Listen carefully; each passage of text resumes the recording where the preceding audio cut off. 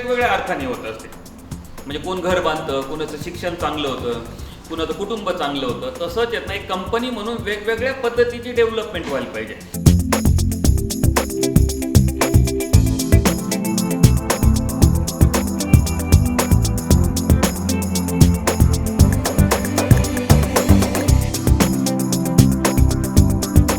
और आज मैं इस जगह पे हूँ तो क्योंकि मेरे टीम की वजह से।